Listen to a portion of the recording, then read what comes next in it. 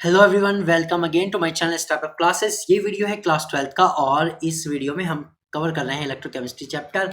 आज हम देखने वाले हैं इसका पार्ट 9 और ये इस वीडियो का इस चैप्टर का बिल्कुल लास्ट पार्ट होने वाला है।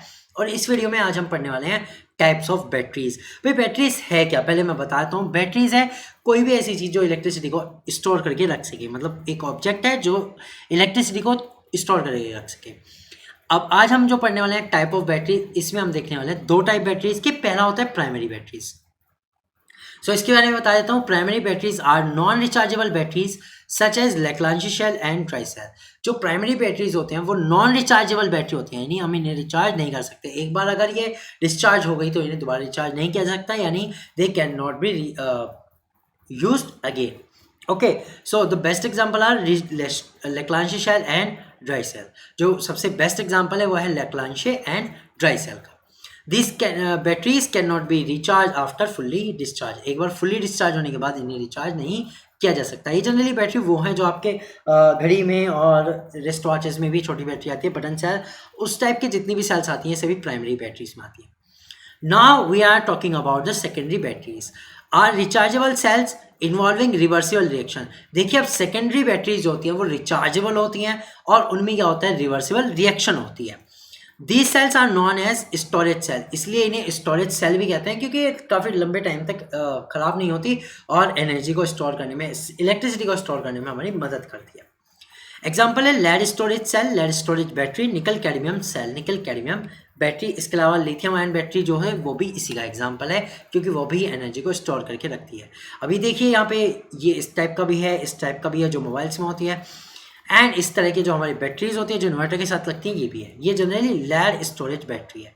ठीक है, अब हम क्या करेंगे, अब हम एक एक को आराम से डीपली पढ़ते चले जाएंगे। अब देखिए सबसे पहले हम डिस्कस करेंगे ड्राई सेल या लैक्लांचे शेल के बारे में। It is type of primary cell. ये हम पढ़ चुके हैं कि एक ऐसा सेल है, प्राइमरी सेल है। इसमें जो एनोड होता है वो होता है जिंक कंटेनर का, जो कैथोड होता है uh graphite electrode surrounded by powdered MnO2 and C।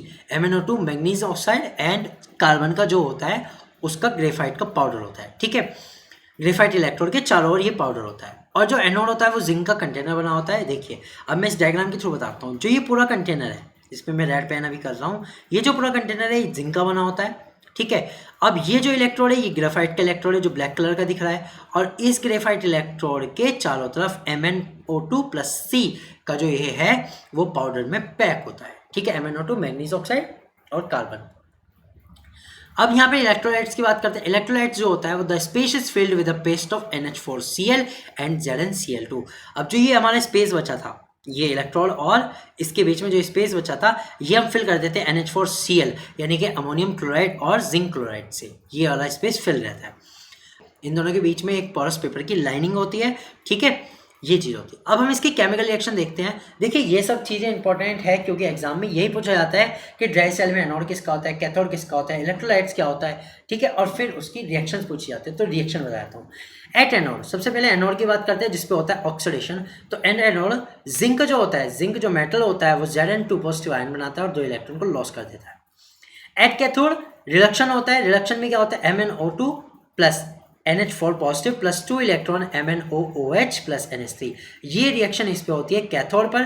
ठीक है, अब ये दोनों रिएक्शन अगर मिलके लिखें तो हो जाएगी हमारी net cell reaction which will be Zn plus MnO2 plus NH4 positive is equal to Zn2 positive plus MnOOH plus NH3। ये रिएक्शन हमारी आ गई ड्राई सेल की। ये होता है ड्राई सेल, इस तरह का दिखता है। ये तो देखिए एक्सपेंडेड डायग्राम था, यानी कि जैसे अंदर होता है वैसा, और बाहर से अगर हम देखें तो इस तरह का होता है जिसमें ऊपर एक मेटल कैप भी होती है। चलते हैं अगले पे। अब हमारी आ रही है सबसे इंपॉर्टेंट लेड स्टोरेज सेल। अब लेड स्टोरेज सेल का हमें पता लग गया है कि ये किस में यूज़ होती है। ये यूज़ होती है इन्वर्टर्स के साथ, जो हमारे सोलर पैनल है उनके साथ। It is a type of secondary cell. अब ये कैसे टाइप है सेकेंडरी सेल का, it means it is rechargeable. ये कैसे होती है, रिचार्जेबल होती है क्योंकि ये सेकेंडरी सेल में आती है। अब इसमें हम देखेंगे एनोड किसका होता है, कैथोड किसका होता है, क्योंकि मैं आपको बता दूं लेड स्टोरेज सेल एक बहुत इंपॉर्टेंट टॉपिक है। इसमें जो एनोड होता है रोड ऑफ लेड, इसमें जो रोड बनी होती है वो किसकी बनी होती है, लेड की बनी होती है, सीसी की बनी होती है। और जो कैथोड होता है a plate of lead having layer of lead oxide. इसमें जो कैथोड होता है कि लेड की प्लेट पर ही लेड ऑक्साइड की लेयर होती है। अब इसके अंदर जो इलेक्ट्रोलाइट्स बना होता है वो होता है 38% सोल्यूशन ऑफ H2SO4, डेंसिटी 1.3 ग्राम पर ml। ये कह रहे हैं जो इसमें इलेक्ट्रोलाइट भरा होता है वो होता है H2SO4 का 38% सोल्यूशन, यानी 100 में से 38 पार्ट H2SO4 होता है, जिसकी डेंसिटी लगभग बनाई जाती है 1.3 ग्राम पर ml। इसकी केमिकल रिएक्शन देखते हैं। देखिए एट एनोड जो लेड होगा वो सल्फेट आयन से रिएक्ट करेगा, ठीक है। Pb plus SO4 2 negative is equal PbSO4 plus 2 electrons. At cathode PbO2 plus 2SO4 2 negative plus 4H plus 2 electron is equal PbSO4 plus 2H2। ये हमारी आ गई किसकी, ये दोनों आ गई हमारी एनोड और कैथोड की रिएक्शन, ऑक्सीडेशन एंड रिडक्शन की reaction. During recharge chemical reaction proceed in reverse direction. अब हम कह रहे हैं क्योंकि रिचार्जेबल, तो जब ये रिएक्शन रिचार्ज होगा, ये बैटरी हम रिचार्ज करेंगे तो ये जो रिएक्शन है ये बिल्कुल रिवर्स हो जाएंगी, ये बिल्कुल उल्टी लिख दीजिए, प्रोडक्ट लिख दीजिए रिएक्टेंट की साइड और रिएक्टेंट लिख दीजिए प्रोडक्ट की साइड। तो ये रिचार्ज के दौरान जो केमिकल रिएक्शन होती है उनकी रिएक्शन बन जाएगी। चलते हैं अगले टॉपिक पर, फ्यूल सेल।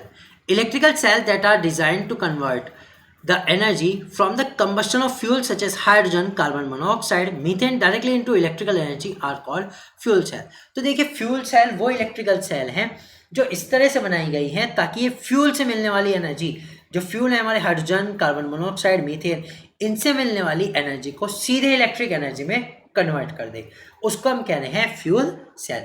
इसमें जो इलेक्ट्रोड होता है वो होता है porous carbon electrode, porous carbon का पोरस इलेक्ट्रोड होता है, यानी कि होल्स से, इनमें होल्स होते हैं, ठीक है, इलेक्ट्रोड्स में। इलेक्ट्रोलाइट होता है इसमें KOH का, पोटेशियम हाइड्रोक्साइड का।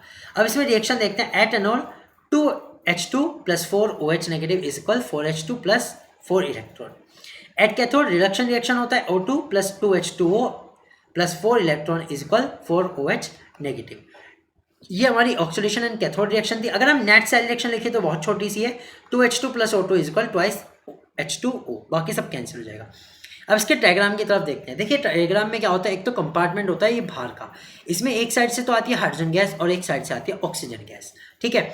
दो इलेक्ट्रोड होते हैं एनोड एंड कैथोड, दोनों के दोनों जो इलेक्ट्रोड होते हैं वो कार्बन इलेक्ट्रोड होते हैं, आप कार्बन में ग्रेफाइट भी कह सकते हो, ठीक है। ग्रेफाइट इलेक्ट्रोड होते हैं और ग्रेफाइट इलेक्ट्रोड भी होता है पोरस, यानी कि इनमें होल्स होते हैं। होल्स से क्या फायदा होता है, होल्स से ये फायदा होता है जो ऑक्सीजन गैस आती है वो अंदर इलेक्ट्रोलाइट तक जा सकती है। So contain aqua solution of KOH and NaOH, जो इसके बीच में स्पेस है इसमें सोल्यूशन होता है KOH या NaOH का, ठीक है। और यहाँ से जो वाटर होता है वो बाहर निकल जाता है क्योंकि इस रिएक्शन में जो बाय प्रोडक्ट है वो वाटर ही है, ठीक है। अब चलते हैं एक अगले टॉपिक की और, वो है corrosion. The process of slow conversion of metals into their undesirable compound usually oxide by the reaction with moisture and other gases present in the atmosphere. ये कह रहे हैं कि स्लो कन्वर्जन है मेटल्स का अनडिजायरेबल कंपाउंड में, generally oxide बनाता है। यानी कोरोजन में एक ऐसा प्रोसेस कोरोजन जिसमें जो मेटल्स होते हैं उन पे किसी एसिड, किसी मॉइस्चर और जो गैस है एनवायरनमेंट पे उनकी रिएक्शन से एक नया कंपाउंड बनता है, जनरली जो ऑक्साइड होता है, और वो अनडिजायरेबल होता है, मेटल्स की प्रॉपर्टी को घटाता है, उसे हम कह रहे हैं, इस प्रोसेस को हम कह रहे हैं कोरोजन, ठीक है। अब कोरोजन जो हम पढ़ने वाले हैं यहाँ पे पढ़ने वाले हैं कोरोजन ऑफ आयरन, हम पढ़ने वाले हैं आयरन का कोरोजन। तो एट एनोड, ये भी एक, मैं आपको बता दूं, ये भी एक रेडॉक्स रिएक्शन है, उसी के थ्रू हम इसे देखने वाले हैं। तो कोरोजन भी एक क्या है, एक रेडॉक्स रिएक्शन है, उसी के थ्रू देखने वाले हैं। At corrosion oxidation takes place, at anode oxidation take place in which Fe plus 2H positive plus half O2। ये कह रहा है कि जो इसमें होता है आयरन मेटल वो हाइड्रोजन आयन से रिएक्ट करता है और ऑक्सीजन से रिएक्ट करता है और बनाता है Fe2 पॉजिटिव प्लस H2O। ये रिएक्शन जो है वो एनोड की रिएक्शन है। अब कैथोड की रिएक्शन देखते हैं। 2Fe2 positive plus 2H2O plus half O2 is equal to Fe2O3 plus 4H positive. तो यहाँ से अगर हम देखें तो Fe2O3 plus XH2O is equal Fe2O3 plus into XH2, ये हो जाएगा जो कि रस्ट का फॉर्मूला है।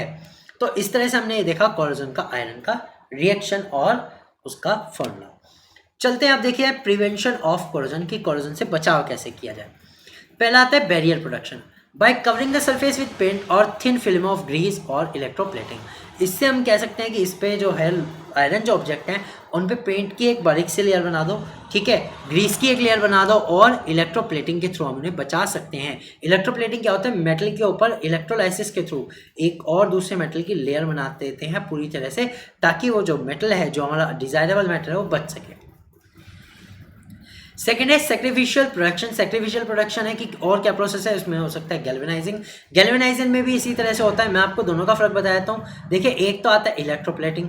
इलेक्ट्रोप्लेटिंग में आप किसी भी मेटल की रियल बनाएंगे, किसी भी मेटल की, सर जस्ट है आयरन के केस में बनती है क्रोमियम की। और जो हमारा गैल्वेनाइजिंग है, गैल्वेनाइजिंग खास प्रोसेस है सेम, है यही कि इलेक्ट्रोलाइसिस के थ्रू ही बनेगी, लेकिन इसमें एक खास बात यह है कि ये सिर्फ जिंक के लिए है। गैल्वेनाइजिंग रिप्रेजेंट करता है जिंक की लेयर को, किसके ऊपर, आयरन मेटल के ऊपर। थर्ड प्रोसेस है कोरोजन से बचाने का, एलॉइंग, कि आप मेटल्स का एलॉय बना दीजिए, वो कोरोजन से बच जाते हैं। तो यहाँ पर आप देखिए ये जो चैप्टर है वो पूरी तरह से कंप्लीट हो चुका है। मैं मिलूंगा आपसे अगली वीडियो में। बने रहिए हमारे चैनल के साथ स्टेप अप क्लासेस। वीडियो देखने के लिए बहुत बहुत आपका थैंक यू।